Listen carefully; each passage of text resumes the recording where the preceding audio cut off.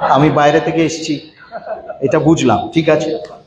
দ্বিতীয় হলো, না মজা করছি, হ্যাঁ, মানে এখানে এখানে আমি এসে যতটা আমি আদর আপ্যায়ন ভালোবাসা পাই, অন্যান্য বিভিন্ন জেলার থেকে অনেক বেশি এখানে পাই, এবং সেই জন্য এখানে আসতে ইচ্ছে করে। এবং আমার এখানে একটি বিশেষ বন্ধু মানুষ রয়েছে, তাকে আগলে আগলে বলি না, আমরা বাংলা বলি শটে সেরে দিল আর কি, যাতে পুরো ব্যাপারটা আমার ওপর আসে।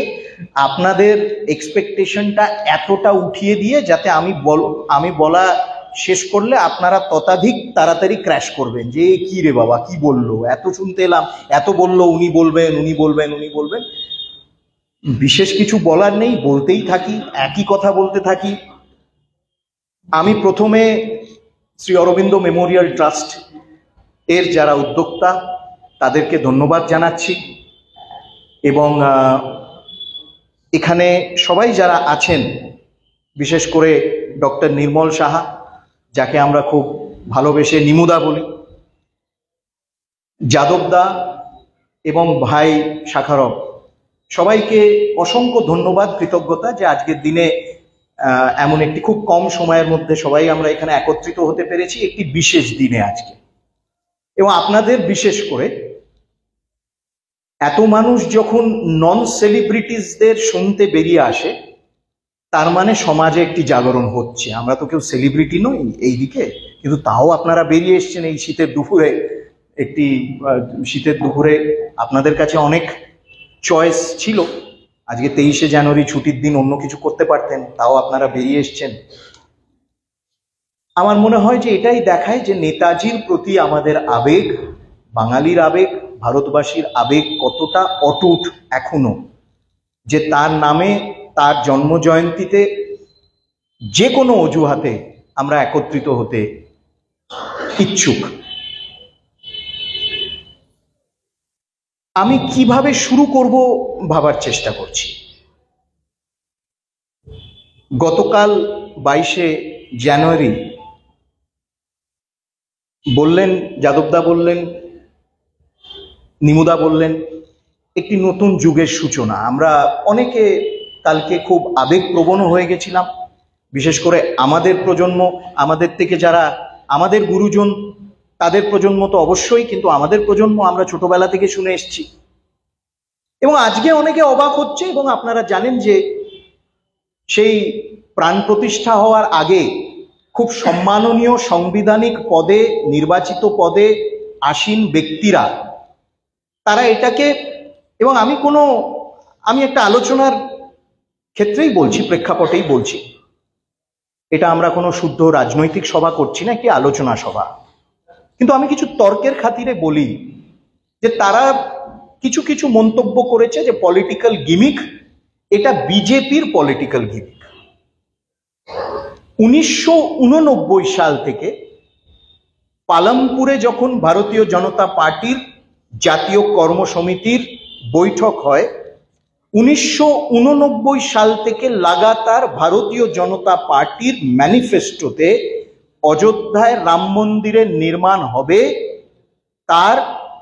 তার প্রতিশ্রুতি দেওয়া হয়েছিল। যেমন প্রতিশ্রুতি দেওয়া হয়েছিল 1951 সাল থেকে, যবে থেকে ভারতীয় জনসংঘের গঠন হলো, এবং 51 থেকে 2019 অব্দি প্রতিশ্রুতি প্রত্যেকটা ম্যানিফেস্টোতে ছিল যে ধারা 370 বিলুপ্ত করা, এই প্রতিশ্রুতি ছিল। তাহলে ভুলটা তো ভারতীয় জনতা পার্টির না। কেন ভারতীয় জনতা পার্টি বা ভারতীয় জনসংঘ যে প্রতিশ্রুতি দেয়, দুর্ভাগ্যবশত, আনফর্চুনেটলি বলা যেতে পারে, তাদের অভ্যেস হচ্ছে সেই প্রতিশ্রুতিটাকে বাস্তবায়িত করা। ম্যানিফেস্টো বা ভিশন ডকুমেন্ট একটি শুধুমাত্র লিফলেট ভারতীয় জনতা পার্টির জন্য না, বা ভারতীয় জনসংঘের জন্যও ছিল না। এটা হচ্ছে একটা কমিটমেন্ট। কিন্তু অন্যান্য যারা আজকে হঠাৎ করে সেই রাম মন্দিরের মধ্যে, রাম মন্দির প্রাণ প্রতিষ্ঠা এবং রাম মন্দির নির্মাণ, তার মধ্যে হঠাৎ রাজনীতি দেখছে, তারা যখন যখন ম্যানিফেস্টো রিলিজ করেছে বা তৈরি করেছে, সেই ম্যানিফেস্টোর প্রতিশ্রুতি তারা বাস্তবায়িত করে। আপনারা মাঝে মাঝেই শুনে থাকবেন না, কটাক্ষ করা হয় প্রধানমন্ত্রী নরেন্দ্র মোদীকে, 2 কোটি টাকা 2 কোটি চাকরি দেবেন বলেছিলেন প্রত্যেক বছরে, সেটা কি হলো? আমি মনে করিয়ে দিচ্ছি আপনাদেরকে, প্রধানমন্ত্রী নরেন্দ্র মোদী প্রতিশ্রুতি দেন 2014 সালে মার্চ মাসে, 2013 নভেম্বরে, তারপর 2014 মার্চ মাসে একটা আগ্রাতে এবং আরেকটা, আমি যদি খুব ভুল না হই, ছত্তিশগড়ে জনসভায় তিনি বলেছিলেন যে কংগ্রেসের ম্যানিফেস্টোতে কংগ্রেস লিখেছিল 2004 সালে যে তারা বছরে 2 কোটি চাকরি জেনারেট করবে সারা ভারতবর্ষে, কিন্তু তারা সেটা করতে পারেনি, করেনি। এটা তিনি ফ্যাক্টস ফিগার্স দিয়ে দেখিয়ে দিলেন। ভারতীয় জনতা পার্টির কোনো ম্যানিফেস্টোতে আজ অব্দি লেখা নেই যে 2 কোটি চাকরি প্রত্যেক বছর ভারতীয় জনতা পার্টি জেনারেট করবে, লেখা নেই। কংগ্রেসের ম্যানিফেস্টোতে রয়েছে।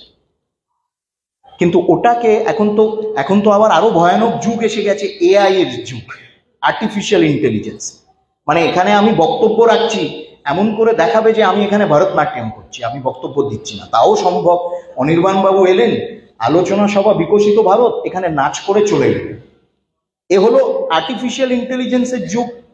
সেই জন্য কেটে ছেটে মেরে ভোতা করে লম্বা করে এমন ভাবে একটি ভিডিও তৈরি করে দিল যে নরেন্দ্র মোদী বলেছেন 2 কোটি চাকরি বছরে দেবেন, এবং কংগ্রেস ওই যে কি বলে, চোরের পিসির বড় গলা, না কি বলে, ও চোরের মায়ের, সরি, ওই অভ্যেস হয়ে গেছে একটা বলার, চোরের মায়ের বড় গলা বলে। ওই জন্য কংগ্রেস নিজেরা এখন চুপ করে বলছে যে নরেন্দ্র মোদী বলেছিল। যাই হোক, আমি খালি একটু ভূমিকা দিতে চাইছিলাম। বিকশিত ভারত, আমি আপনারা যাদবদা আমাকে থামিয়ে দেবেন যদি অনেক বেশি বলে ফেলি, কেননা আমাকে আবার লম্বা আজকে ফিরতে হবে। বিকশিত ভারত, আজকে আমরা এমন একটি আলোচনা সভা এমন একটি দিনে করছি যেখানে দেখুন একটু ভেবে, নেতাজির জন্ম জয়ন্তী, Shyamaprasad Mukherjee research foundation, Shri Aurobindo memorial trust, অর্থাৎ বাঙালির নবচেতনা, শ্রেষ্ঠ মানুষ মনীষীরা, তাদের নিয়ে আমরা আলোচনা করছি। একটি অদ্ভুত কিন্তু সমাগম হয়েছে। এবং আমি যদি একটা আইটেম ধরি, ধরুন শ্রী অরবিন্দ, বিকশিত ভারতের সংকল্প শ্রী অরবিন্দের কি ছিল বা তার স্বপ্ন কি ছিল, আমি যদি গত 10 বছরে একটা জিনিস যদি উদাহরণ আমি তুলে দিই আপনাদের সামনে, সেটা হলো জাতীয় শিক্ষানীতি। এই জাতীয় শিক্ষানীতির মধ্যে শ্রী অরবিন্দের যে স্বাধীন ভারতবর্ষ, নতুন ভারতবর্ষের শিক্ষা চিন্তা ছিল, সেই শিক্ষা চিন্তার বহিঃপ্রকাশ কিভাবে বাস্তবায়িত করা যেতে পারে, এই জাতীয় শিক্ষানীতিতে আপনারা কিন্তু পারবেন, খুঁজে পাবেন। আমার যেহেতু নিজের ডক্টরেট জাতীয় শিক্ষা আন্দোলনের ওপর যাদবপুর বিশ্ববিদ্যালয় থেকে, আমি এই নিয়ে বহু চর্চা করেছি। এক সময় আরো বেশি করতাম, এখন সময় কম হয়ে আসছে। এবং আমি দৃঢ়ভাবে এটা বিশ্বাস করি, এবং সেটা আমরা বিভিন্ন জাতীয় শিক্ষানীতির যে ডকুমেন্ট, সেই ডকুমেন্টকে দেখে আমরা নিজেরা মূল্যাঙ্কন করতে পারি যে শ্রী অরবিন্দ স্বাধীন ভারতবর্ষের জন্য যে শিক্ষানীতি, একটি ভারতীয় শিক্ষানীতি চেয়েছিলেন, সেই ভারতীয় শিক্ষানীতি হচ্ছে এই জাতীয় শিক্ষানীতি। এবং একটু ভেবে দেখবেন, 30 বছর, 1986 সালে the last national education policy that was framed in 1986, এবং 86 থেকে 2020 আমূল পরিবর্তন হয়েছে সারা বিশ্বে, বিভিন্ন পরিস্থিতির পরিবর্তন হয়েছে। 86 সালে চায়নার চেয়ারম্যান, আমাদের চেয়ারম্যান, সোভিয়েত ইউনিয়ন সব রয়েছে। সেই 86 সাল সোভিয়েত ইউনিয়ন চলে গেল, বিশ্ব পরিকাঠামো বদলে গেল, ভারতবর্ষের রাজনীতি বদলে গেল। 3 দশক কি বলে মিলিজুলি সরকারের পর, প্রথম 3 দশক পর সম্পূর্ণ সংখ্যাগরিষ্ঠতার সরকার এলো। টেকনোলজি বদলে গেছে, কাজ করার পদ্ধতি বদলে গেছে, আমাদের পরিকাঠামো বদলে গেছে, ইনফ্রাস্ট্রাকচার বদলে গেছে, স্পিড বদলে গেছে, কিন্তু ভারতের 30 বছর একটি জাতীয় শিক্ষানীতি হয়নি 30 বছর ধরে। অর্থাৎ শিক্ষা ভাবনা, শিক্ষা চিন্তা ভাবনা যেটা, সেটা যাকে বলে স্টান্টেড, স্ট্যাগনেটেড হয়ে রয়ে গেছিল। এবং এই জাতীয় শিক্ষানীতি এলো যখন কোভিডের চরম পর্যায় তখন, এবং কেউ উপর থেকে বসিয়ে দেয়নি। কিন্তু এই জাতীয় শিক্ষানীতি নিচে থেকে, প্রধানমন্ত্রী বলেন না জন ভাগিদারি, অর্থাৎ মানুষের সাথে মানুষকে নিয়ে 4 লক্ষ মানুষের সাথে কনসাল্ট, প্রতিষ্ঠান, শিক্ষা প্রতিষ্ঠান, শিক্ষাবিদ, তাদের একেবারে পঞ্চায়েত স্তর থেকে পার্লামেন্ট অবধি তাদেরকে নিয়ে আলাপ আলোচনা করে একটি জাতীয় শিক্ষানীতি বার করলো, বেরিয়ে এলো এই নতুন জাতীয় শিক্ষানীতি। এবং যারা বার করলেন, যারা এই প্রসেসে উদ্যোগের নেতৃত্ব দিলেন, তারা কিন্তু কেউ কোনো পার্টির সদস্য না, কোনো দলের সদস্য না। শ্রী অরবিন্দের বিকশিত ভারতের একটি উদাহরণ যদি দিই, আমি এইটা দেব। 1948 সালে শ্রী অরবিন্দ তার শেষ একটি, বলা যেতে পারে যে তার পাবলিক মেসেজ তিনি দিয়েছিলেন আন্ধ্রা বিশ্ববিদ্যালয়কে। এবং আপনারা যারা শ্রী অরবিন্দ নিয়ে একটু চর্চা করেন, পড়াশোনা করেন, দেখবেন যে তার কমপ্লিট ওয়ার্কসে বা শ্রী অরবিন্দ অন হিমসেলফে রয়েছে ডিসেম্বর 1948 সালে মেসেজ টু আন্ধ্রা ইউনিভার্সিটি। অসাধারণ, that was his last public message, ওনার শেষ পাবলিক মেসেজ সেইখানে তিনি লিখে দিয়েছিলেন। খুব অসাধারণ, আপনারা পড়বেন। লিঙ্গুইস্টিক স্টেটসের সম্বন্ধে বলা আছে, স্বাধীন ভারতবর্ষের সম্বন্ধে বলা আছে। কিন্তু শেষের দিকে, মেসেজ টু আন্ধ্রা ইউনিভার্সিটির শেষের দিকে শ্রী অরবিন্দ একটি কথা বলছেন যে ভারতবর্ষ আগামী দিনে মহাশক্তি হিসেবে উঠে আসবে, ভারতবর্ষ আগামী দিনে একটি সামরিক শক্তি, আর্থিক শক্তি হিসেবে উঠে আসবে, আমি সুনিশ্চিত। কিন্তু তার সাথে সাথে যদি ভারতবর্ষ তার সাংস্কৃতিক চেতনা বা সাংস্কৃতিক আত্মাকে ত্যাগ করে, ফরসেক করে, তাহলে সেই ভারতবর্ষ কিন্তু সারা পৃথিবীতে বিশ্বগুরু হিসেবে উঠে আসতে পারবে না। অর্থাৎ আধুনিকতা এবং পরম্পরা, আমাদের সংস্কৃতি এবং আমাদের ভবিষ্যৎ, দুদিকের দিকেই আমাদেরকে তাকিয়ে নিয়ে এই স্বাধীন ভারতবর্ষকে এগিয়ে নিয়ে যেতে হবে, সেটা উনি সেই সময় বলেছিলেন। আজকে যদি আপনারা দেখেন, ঠিক তাই হচ্ছে। আজকে একটি সাংস্কৃতিক কেন্দ্রের, সাংস্কৃতিক একটি নবচেতনা, নবযুগ এবং একটি সজাগতা অনেক বেশি বেড়েছে। এবং সেই জন্য কালকে প্রধানমন্ত্রী বললেন যে আধুনিক এবং পরম্পরা আমাদেরকে দুটোকেই ধরে রাখতে হবে। আমরা একটার জন্য অন্যকে ত্যাগ করতে পারবো না, করা উচিত না। এবং এটাই হলো ভারতবর্ষের বিশেষত্ব। শ্যামাপ্রসাদ মুখোপাধ্যায়ের বিকশিত ভারত যদি একটা উদাহরণ দিই, এক দেশ এক সংবিধান। এবং আপনারা জানেন যে গত মাসে হাসিও পায়, দুঃখও হয়, বাচাল বলে না বাংলা, একটু বাচালতা। গত মাসে যখন পার্লামেন্টে খুব গম্ভীর আলোচনা হচ্ছে এই জম্মু কাশ্মীর বিল নিয়ে, এবং সেখানে সেটাকে সম্পূর্ণভাবে বাস্তবায়িত করা আগামী দিনে জম্মু কাশ্মীর। এবং আপনারা জানেন যে 2019-এর পর বিশেষ করে জম্মু কাশ্মীরে, যেখানে কথায় কথায় হরতাল ডাকা হতো, যেখানে পাথর ফেলা হতো, একটা ইনসিডেন্ট 2019-এর পর হয়নি। হরতাল তো একেবারে মানে লোক ভুলেই গেছে, কথায় কথায় হরতাল ডাকা হতো। এবং কালকে আপনাদের মনে আছে, কালকে প্রধানমন্ত্রী একটি কথা বললেন যে অনেকে বলতো রাম মন্দির নির্মাণ হলে আগ লাগ যায়গা, আগুন লেগে যাবে। এবং তিনি বললেন রাম আগ নেই হ্যায়, ঊর্জা হ্যায়। রাম আগুন না, রাম শক্তি।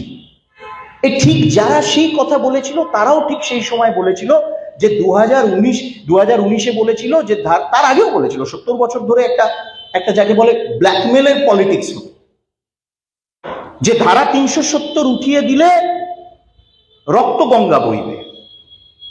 রক্ত গঙ্গা তো দূরের কথা, একটা রক্তের ড্রপলেট বইল না ধারা 370 উঠে যাওয়ার পর। উল্টে জম্মু কাশ্মীরের মানুষের, মানে আমি সেটার জন্য হয়তো আরেকটা আলাদা আলোচনা সভা লাগবে, আমি সেখানে ডিটেলে যাব না। আপনারা জানেন, আপনারা খুব you are an educated and aware audience, সেই জন্য আমাকে আলাদা করে বলতে হবে না, আপনারা বিচার করবেন আর্থিক দিক থেকে, পরিকাঠামোর দিক থেকে, সুরক্ষার দিক থেকে এবং ইনক্লুসিভনেস, এই তিনজনের কথা আজকে যারা আমরা দাঁড়িয়ে বলছি, নেতাজি, শ্যামাপ্রসাদ এবং শ্রী অরবিন্দ। শ্রী অরবিন্দ আধ্যাত্মিক একতার কথা বলেছিলেন এবং শ্যামাপ্রসাদ, নেতাজি তার নিজের আইএনএতে একতা, ইউনিটি, সামাজিক একতা এবং ক্ষমতায়ন, সেটা তিনি বাস্তবায়িত করেছিলেন তার আইএনএতে। এবং শ্যামাপ্রসাদ মুখোপাধ্যায় এক দেশ এক সংবিধান, অর্থাৎ জম্মু কাশ্মীরের মানুষ তারা কেন ডিপ্রাইভড হবে, ভারতের সংবিধান সমান অধিকার যে সম্পূর্ণ সমগ্র ভারতবাসীকে দিচ্ছে, তাহলে সেই অধিকার জম্মু কাশ্মীরের মানুষ পাবে না কেন? এটাকে শ্যামাপ্রসাদের ধারা ৩৭০ বিলুপ্ত হওয়ার যে ডিমান্ডটাকে, এটা ইচ্ছাকৃতভাবে বিকৃত করে এটা একটা কমিউনাল ডিমান্ড হিসেবে তুলে ধরা হয়েছিল না। আপনারা যদি ডিবেট পড়েন তার পার্লামেন্টে, তার ইন্টারভেনশন যদি পড়েন পার্লামেন্টে, শেষ অবধি তার চিঠি যদি পড়েন নেহেরুকে লেখা, সেখানে বারবার বলছেন why should the people of Jammu and Kashmir be deprived of the rights granted by the constitution to other citizens of India?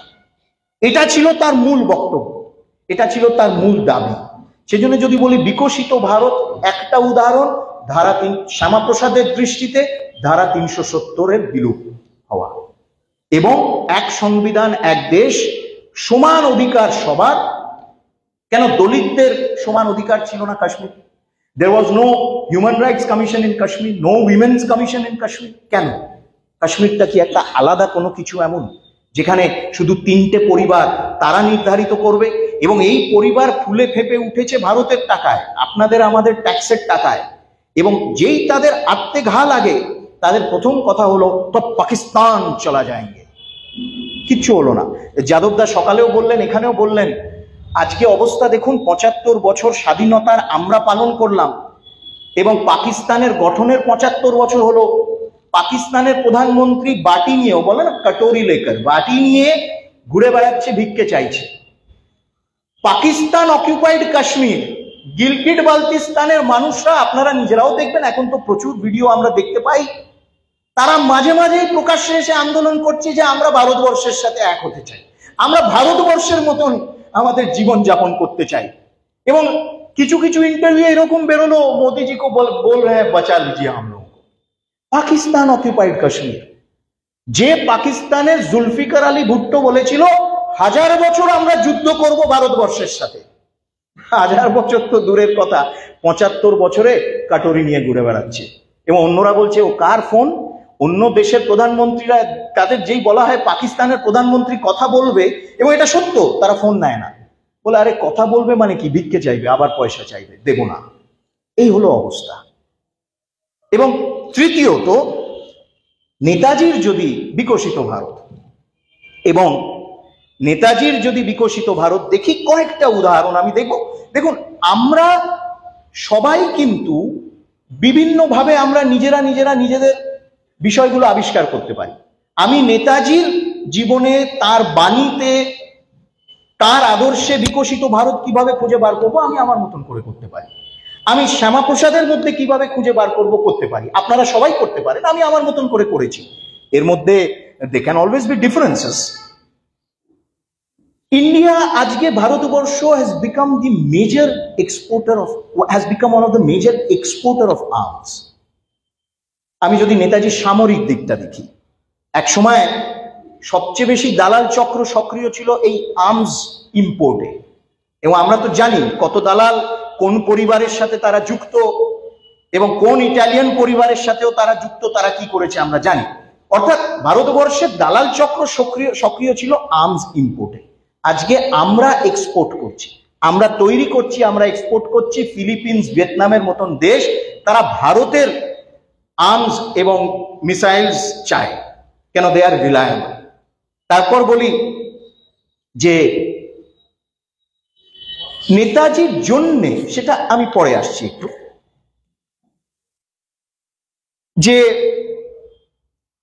অনেকে বলে যে, মানে আমরা এটা আকসার এখন শুনছিও, যে মন্দির তৈরি করে কি হবে, অন্যরা তো অবহেলিত। আমরা কি এটা জানি বা আমরা এটা ভাবতে পারি যে গত এক দশকে, মানে আমরা যেমন চন্দ্রযান পাঠিয়েছি, গত এক দশকে গ্রামীণ সড়ক, এ ভারতবর্ষে গ্রামীণ সড়কের যদি কম্পিউটেশন করা হয়, ক্যালকুলেশন যদি করা হয়, কত নির্মাণ হয়েছে, এই গ্রামীণ সড়কের ডিস্টেন্স পৃথিবী থেকে চাঁদ অব্দি যে ডিস্টেন্স, সেই ডিস্টেন্সের গ্রামীণ সড়ক তৈরি করা, নির্মাণ করা হয়েছে গত এক দশকে। এগুলো আমরা ভাবি না, আমরা বুঝতে পারি না, কেন অনেক কিছু আমরা টেকেন ফর গ্রান্টেড করি। এবং দ্বিতীয় হলো যে women induction into the armed forces, এ যাবৎ যতটা হয়নি, সবসময় নন কমিশন থাকতো বা টেম্পোরারি কমিশন থাকতো, শর্ট কমিশন থাকতো। Permanent commission of women in the armed forces, যেটা নেতাজির স্বপ্ন ছিল, তিনি তার আইএনএতে সেটা বাস্তবায়িত করে দেখিয়েছিলেন, সেটা আজকে আমরা দেখতে পাচ্ছি। এবং আপনারা জানেন যে এই বিষয়ে আমি এখানেও বলেছিলাম যে আপনারা জানেন যে প্রথমবার নেতাজির প্রতি বহু বছরের, বহু দশকের যে ইচ্ছা, সেটা বাস্তবায়িত হয়েছিল নেতাজির মূর্তি স্থাপনা করায় দিল্লিতে। এবং যিনি নেতাজির মূর্তিকার, তিনি আবার প্রভু শ্রীরামচন্দ্রের মূর্তিকার, একই মূর্তিকার। এবং এই ডিমান্ড দশকের পর দশক ভারতের স্বাধীনতার পর থেকে ওঠানো হয়েছিল। এবং জর্জ পঞ্চমের স্ট্যাচু সেইখান থেকে কেউ সরাতে ভয় পেয়েছে। 1968 অব্দি জর্জ পঞ্চমের স্ট্যাচু দিল্লিতে ইন্ডিয়া গেটের পেছনে দাঁড়িয়েছিল। কেউ প্রশ্ন করেনি যে সেই জর্জ পঞ্চমের স্ট্যাচু কেন সেখানে থাকবে। আচ্ছা ঠিক আছে, 68-তে সেটাকে সরানো হলো। আবার 68 থেকে 2021, 2022 অব্দি সেখানে কিছু বসানো হয়। কেননা সরানো একটা মহাপাপ হয়েছে, বা বসানোর দরকার নেই। আবার যদি আমাদের ওরা যদি বকে, আমাদের মানে পূর্ববর্তন যারা মনিব, তারা যদি বকে, সেই জায়গাটাই খালি ছিল, একটা ক্যানোপি ছিল, সেই ক্যানোপিতে নেতাজির স্ট্যাচু সেখানে বসানো হলো।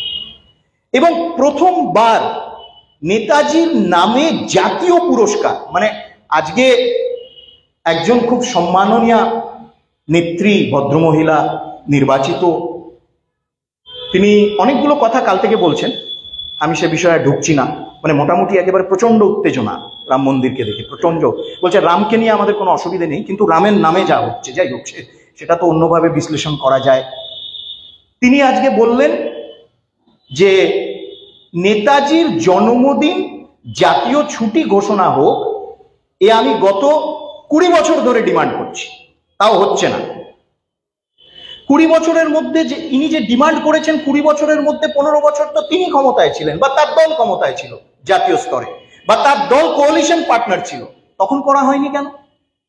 এখন হঠাৎ হাউতাশ করা হচ্ছে।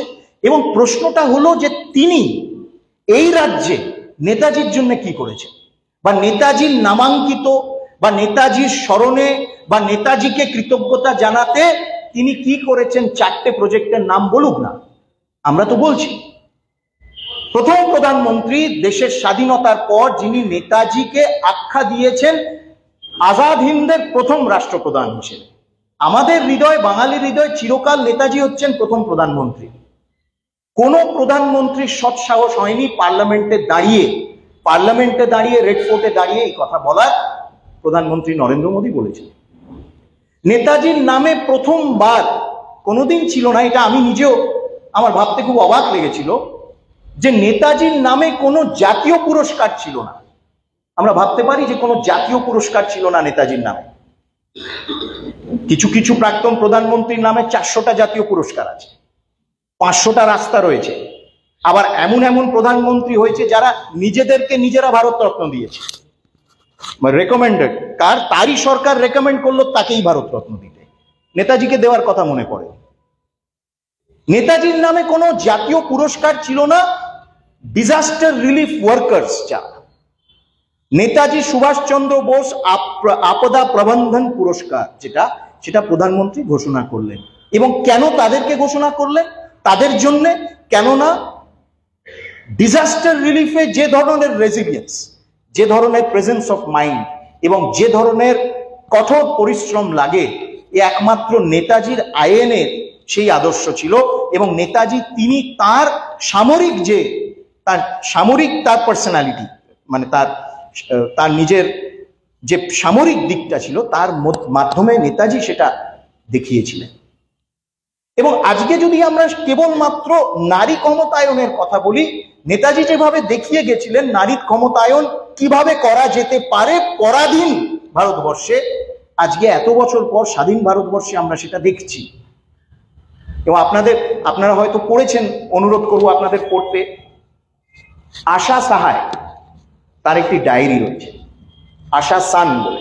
কোবেতে জন্মেছিলেন, তার মা বাঙালি, বাবা বিহারের। এবং এই আশা সাহায় খুব কম বয়সে তিনি আইএনএতে যোগ দিয়েছিলেন রানী ঝাঁসি রেজিমেন্টে। এবং তার ডায়েরি প্রকাশিত হয়েছে। তিনি এখনো জীবিত, পাটনায় থাকেন, 95 বছর বয়স। আমার ইচ্ছা আছে হয়তো কোনোদিন গিয়ে যদি দেখা করা যেতে পারে, আশীর্বাদ গ্রহণ করা যেতে পারে। তিনি যখন নেতাজির সাথে দেখা করলেন, মানে নেতাজির সাথে যখন সামনাসামনি হলেন, স্বাভাবিক বাচ্চা মেয়ে পুরো ইউনিফর্ম পরে নেতাজির কে পা ছুঁয়ে তাকে নমস্কার করতে গেছেন। নেতাজি তাকে তুলে বলেছে কোনোদিন মাথা হেট করবে না, মহিলাদের কোনোদিন মাথা হেট করা উচিত না।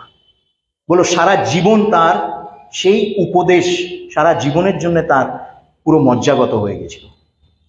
এই ছিল দিস ওয়াজ নেতাজি। এবং সেই জন্য আজকে যখন তাকে শ্রদ্ধার্ঘ্য জানানো হচ্ছে, তার যখন মূর্তি বসানো হলো, সেই মূর্তির বিরোধিতাও করা হলো। মানে অর্থাৎ একজন ব্যক্তির বিরোধিতা করার জন্যে নেতাজিরও বিরোধিতা করো, নেতাজির মূর্তিরও বিরোধিতা করো, এবং যাই করা হয় নেতাজির নামে সেটাকে মানবে না। এই ধরনের একটি অ্যাপ্রোচ। এবার শেষের দিকে আর বেশি অনেকক্ষণই বললাম এবং বলতে থাকছি। নেতাজি সুভাষচন্দ্র বসু, শ্যামাপ্রসাদ, শ্রী অরবিন্দ, আপনারা জানেন যে এনারা তিনজনেই কোনো না কোনো ভাবে খুব ওতপ্রোতভাবে জড়িত ছিলেন।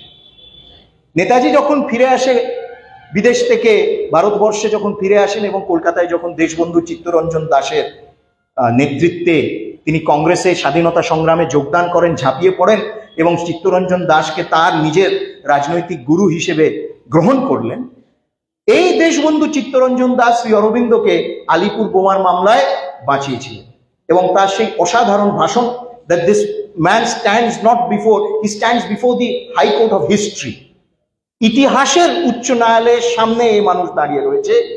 এবং long after his dead and গন, বহু বছর পর তিনি যখন তার মৃত্যু ঘটবে, তার জীবন অবসান হবে, তাকে ভারতের মানুষ, সারা পৃথিবীর মানুষ তাকে মনে করবে। শ্রী অরবিন্দের কথা দেশবন্ধু বলেছিলেন।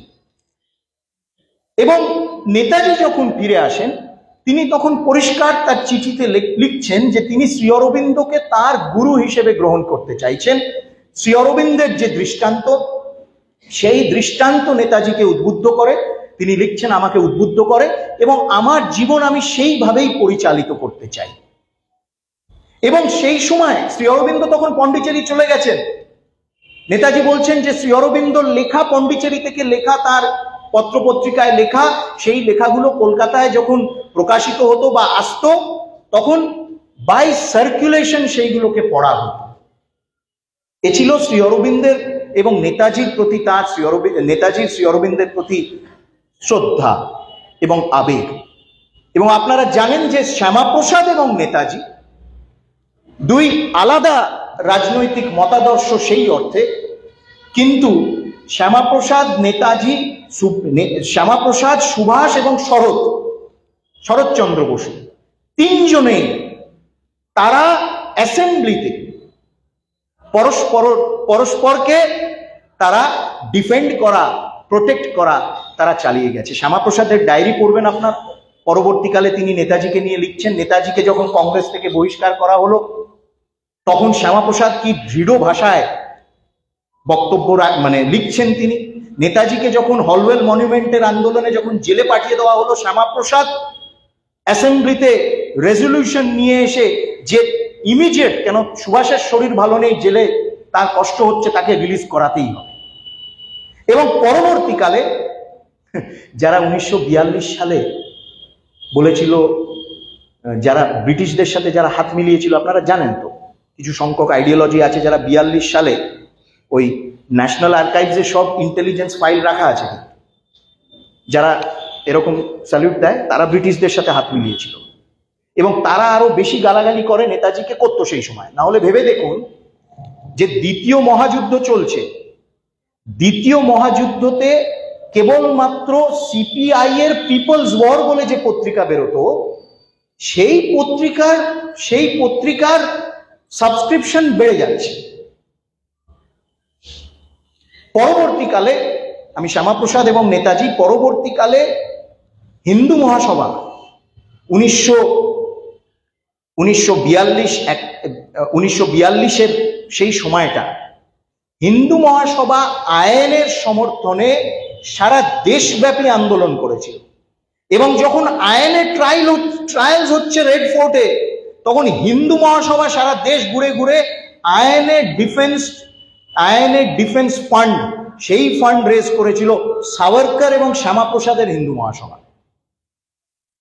সেই জন্য এবং পরবর্তীকালে শ্রী অরবিন্দের যখন নামে একটি বিশেষ শিক্ষা প্রতিষ্ঠান পন্ডিচেরিতে অনুষ্ঠিত হবে, শ্যামাপ্রসাদকে তার সভাপতি হিসেবে, সেই কমিটির সভাপতি হিসেবে শ্রীমা আমন্ত্রণ জানালেন।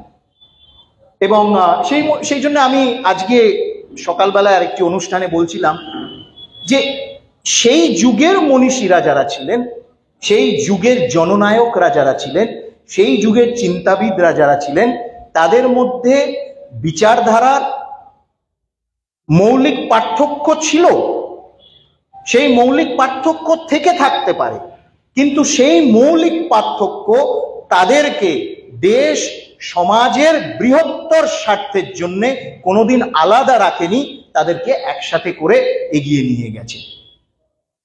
সেটা একটা অদ্ভুত, মানে বলা যেতে পারে ইউনিক সিচুয়েশন ছিল ভারতবর্ষের সেই সময়। এবার আপনারা যদি অনুমতি দেন শেষে কিছু ফিগার্স বলে শেষ করব। যে নেতাজির ভারতবর্ষ, নেতাজির আদর্শের ভারতবর্ষ, আমি যদি খুব স্থূল উদাহরণ দিই, যেগুলো হয়তো আমরা টেকেন ফর গ্রান্টেড করি কোনো সময়, কেন আমরা শহরে বাস করি, এবং নির্মলদা প্রথমে শুরু করলেন, সেই কথাটাও বললেন যে ধরুন এই যে কলের জল, নির্মলদা বললেন 4 লক্ষ, এটা আমাদের ফিগার্স না, ইন্টারন্যাশনাল মনিটরিং এজেন্সিস, যেগুলো ইন্টারন্যাশনাল ওয়াটার এক্সপার্টস, অর্থাৎ জলের বিশেষজ্ঞ যারা সারা পৃথিবীতে রয়েছে, তারা বলছে যে ভারতবর্ষে প্রত্যেক বছর ইদানিং কালে 4 লক্ষ শিশু মৃত্যু থেকে বেঁচে উঠছে, কেননা এই কল এবং কলের জলের জন্য। এই ভারতবর্ষ তো নেতাজি চাইতেন নিশ্চয়ই। আমরা শহরে থাকি, কল করলেই জল পাই, কোনো সময় জল থাকলো না, এই পাম্পটা চালিয়ে দে, হয়ে গেল, বেশিরভাগ সময় এসে যাচ্ছে। কিন্তু ছোট ছোট শহরে, গ্রামে কল এবং কলের জলের যে কত কষ্ট, এটা আমরা বুঝবো না, তারা বুঝতে পারে। কয়েকদিন আগে, এখান থেকে কার্সিয়াং তো যাওয়া যায়, ওভারনাইট পৌঁছে যাবো শিলিগুড়ি। কয়েকদিন আগে কার্সিয়াংয়ে জল এলো, কলের জল। ভাবা যায় না, শুধু কার্সিয়াং কেন, এরকম লাদাখেও হয়েছে, জম্মু কাশ্মীরেও হয়েছে। যারা বলেছিল ধারা 370 সরাবে না, জম্মু কাশ্মীর একেবারে ধ্বংস হয়ে যাবে, তারা যতদিন ধারা 370 ছিল, জম্মু কাশ্মীরের বহু গ্রামে কল এবং কলের জল পৌঁছয়নি। যেই ধারা 370 গেল, কলের জল পৌঁছতে আরম্ভ করলো। এবং 4 লক্ষ শিশু বাঁচা প্রত্যেক বছর, অর্থাৎ 4 লক্ষ শিশু মারা যেত এই এন্টেরিক ডিজিজে, কন্টামিনেটেড জলে, সেটা এখন রিভার্স হচ্ছে। যখন আমরা দেখছি যে 25 কোটি মানুষ, অর্থাৎ ভারতবর্ষের রাফলি 17% জনসংখ্যা, 25 কোটি মানুষ, আমি অঙ্কটা ঠিক পারি না, কিন্তু যাই হোক, মানে আমি একটু, 25 কোটি মানুষ যখন সর্বাঙ্গীন দারিদ্র সীমার ঊর্ধ্বে উঠে এসছে, এই ভারতবর্ষ নেতাজি চাইতেন। তিনি প্ল্যানিং এর কথা যখন বলতেন, প্ল্যানিং কমিশন, ওই যে একজন বললেন যে আমরা আমার নেতাজির প্ল্যানিং কমিশন শুরু করব, প্ল্যানিং কমিশনকে সরানো নেতাজির প্রতি অন্যায় হয়েছে। নেতাজির প্ল্যানিং ছিল নীতির প্ল্যানিং হবে। এই প্ল্যানিং কমিশন যে ছিল, সেই প্ল্যানিং কমিশন দিনের পর দিন টাকা দিত, টাকা। নীতির তার কোনো নির্ধারণের কোনো ধারধারে ছিল না। তারা 25 কোটি মানুষ মাল্টি ডাইমেনশনাল পভার্টি, অর্থাৎ শুধু আর্থিক দিক থেকে না, তার কাছে শৌচালয়ের অ্যাক্সেস আছে কিনা, প্রপার রোডের অ্যাক্সেস আছে কিনা, তার কাছে স্বাস্থ্যের অ্যাক্সেস আছে কিনা, সর্বাঙ্গীন যে দারিদ্রতা, এগুলো না থাকলে যে সর্বাঙ্গীন দারিদ্রতা, সেই দারিদ্র সীমার ঊর্ধ্বে উঠে এসেছে 25 কোটি মানুষ গত 10 বছরে। এবং এটা শুধু নীতি আয়োগ বলছে না, অক্সফোর্ডের লিডিং একটা পাবলিক পলিসি থিঙ্ক ট্যাঙ্ক, তারা রিসার্চ করেছে, United Nations Development Programme UNDP, তারা ফিগার্স বার করে তারা সেই রিপোর্টে কন্ট্রিবিউট করে এই রিপোর্ট বেরিয়েছে। এই ধরনের ভারতবর্ষ নেতাজি চাইতেন। এবং কি করে এটা সম্ভব হয়েছে? এটা সম্ভব হয়েছে জল, এটা সম্ভব হয়েছে অ্যানিমিয়া। একটা মানে যেমন মাদক আজকে এমন একটা চ্যালেঞ্জ, মাদক সেবন একটা এমন চ্যালেঞ্জ, এবং গত স্বাধীনতার পর যত মাদক সিজ হয়নি তার থেকে অনেক বেশি এখন হচ্ছে। অ্যানিমিয়া একটা এপিডেমিক ছিল আমাদের সোসাইটিতে। অ্যানিমিয়াকে ফোকাস করা, সিকল সেল অ্যানিমিয়াকে ফোকাস করা, এবং যেটা এই রিপোর্টে বলছে যে নজিরবিহীনভাবে 81 কোটি মানুষ খাদ্যশস্য সরবরাহ তারা পেয়েছে নিরন্তর গত 4 বছরে। এবং আপনারা জানেন যে 100 বছর আগে যে এপিডেমিক হয়েছিল, 100 বছর আগে যে মহামারী হয়েছিল, সেই মহামারীতে বিশেষজ্ঞরা বলে মানুষ না খেতে পেয়ে বেশি মানুষ মারা গেছিল ভারতবর্ষে। মহামারীর চেয়ে বেশি তারা না খেতে পেয়ে মারা গেছিল। সেই পরিস্থিতি আজকে বদলে গেছে। এইবারে মহামারীতে একজনও না খেতে পেয়ে মারা যায়নি ভারতবর্ষে। এই কথাগুলো আমার এই কারণে আপনাদেরকে বলার ইচ্ছে ছিল যে আমরা একটু অন্য রকম ভাবে যাতে ভাবনা চিন্তা করি। অর্থাৎ নেতাজি, শ্রী অরবিন্দ এবং শ্যামাপ্রসাদকে আমরা একটি আদর্শ তৈরি করে দিলাম, এবং সেই আদর্শের দিকে, সেই আদর্শ পর্যন্ত পৌঁছানোর আমাদের কোনো আমরা ভাবি যে না কি করে পৌঁছবো, তারা তো মহামানব ছিলেন, বা তাদের আদর্শ কিভাবে বাস্তবায়িত করব, তারা তো মহামানব ছিলেন। এই যে পিছিয়ে পড়া জেলাগুলো যে বিকশিত হয় না, পিছিয়ে পড়ার জেলাগুলোতে উন্নয়ন হয় না, হতো না। কেন হতো না? ওই মানসিকতা, আরে এত পিছিয়ে পড়া, অ্যাক্সেস নেই, রাস্তা নেই, কিভাবে পৌঁছবো ওখানে, ছেড়ে দাও। পিছিয়ে পড়া জেলা, বছরের পর বছর, দশকের পর দশক ব্যাকওয়ার্ড ডিস্ট্রিক্টস একটা তালিকা তৈরি হতো, এবং সেই ব্যাকওয়ার্ড ডিস্ট্রিক্টে কোনো রকম উন্নয়নের কাজ হতো না, because they are far flung, they are backward. সেই পরিকল্পনা বদলে গেছে। অ্যাসপিরেশনাল ডিস্ট্রিক্ট তৈরি হয়েছে। অ্যাসপিরেশনাল ডিস্ট্রিক্টে সবচেয়ে পিছিয়ে পড়া জেলাগুলোকে চিহ্নিত করা হয়েছে। 112টা জেলা সারা ভারতবর্ষে চিহ্নিত করা হয়েছে। অর্থাৎ যে যার রাজ্য থেকে সেই জেলাগুলোর নাম পাঠিয়েছে, এবং বিশেষ উদ্যোগ, বিশেষ প্রচেষ্টা 2018 থেকে 2024-23 অব্দি সেই পিছিয়ে পড়া জেলাগুলো সব দিক থেকে, স্বাস্থ্য, পরিকাঠামো, শিক্ষা, সব দিক থেকে অনেক এগিয়ে গেছে, যেটা এত বছরে হয়নি। আমি বলছি একটা ক্রিয়েটিভ থিঙ্কিং, একটা ক্রিয়েটিভ এফার্ট। এই ক্রিয়েটিভ থিঙ্কিং, ক্রিয়েটিভ এফার্ট এবং ক্রিয়েটিভ ইমপ্লিমেন্টেশনের মাধ্যমে আমরা যখন বিকশিত ভারতের কথা বলছি, আমরা আমাদের মনীষীদেরও কথা বলছি। তারা যে ধরনের ভারতবর্ষ চেয়েছিল, কিয়দংশ অন্তত আমরা সেটা দেখতে পাচ্ছি। এবং